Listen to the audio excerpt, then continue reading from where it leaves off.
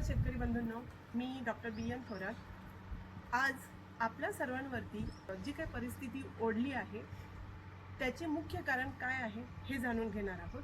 तर सर्वात महत्त्वाचे, जी काही आपल्या सर्वांवरती ही उष्णतेची लाट पोहोचलेली आहे, त्याचबरोबर अजूनही भारतामध्ये मान्सूनचे आगमन झालेलं नाही, याचा मुख्य फॅक्टर म्हणजेच यल निनो।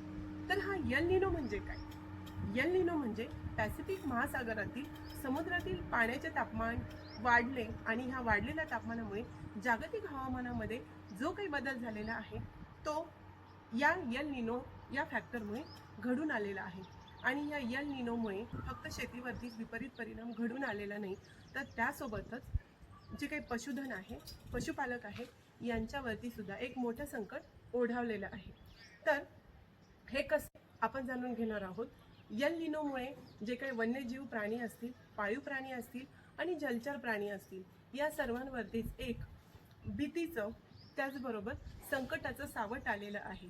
आणि ते म्हणजे अद्यापपर्यंत मान्सूनचे आगमन न होणे, सतत वाढणारी उष्णता म्हणजेच तापमान वाढत चाललेलं आहे, त्यामुळे पिण्याच्या पाण्याची टंचाई वाढत चाललेली आहे। हिरवा चारा मुबलक प्रमाणात मिळत नाही, म्हणजेच हिरवा चारा कसल्याही परिस्थितीत उपलब्ध होत नाही।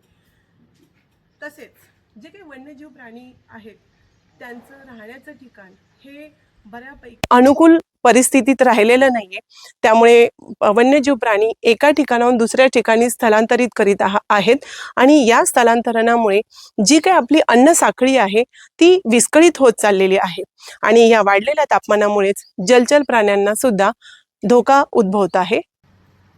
तर शेतकरी बंधूंनो, अशाच नवनवीन माहितीसाठी त्याचबरोबर यल निनोमुळे होणारे परिणाम आणि त्यावर कुठली उपाययोजना करावी यासाठी तुम्ही माझी शेती माझी ओळख या चॅनलला सबस्क्राईब करा आणि माझ्याशी कनेक्ट राहा। धन्यवाद।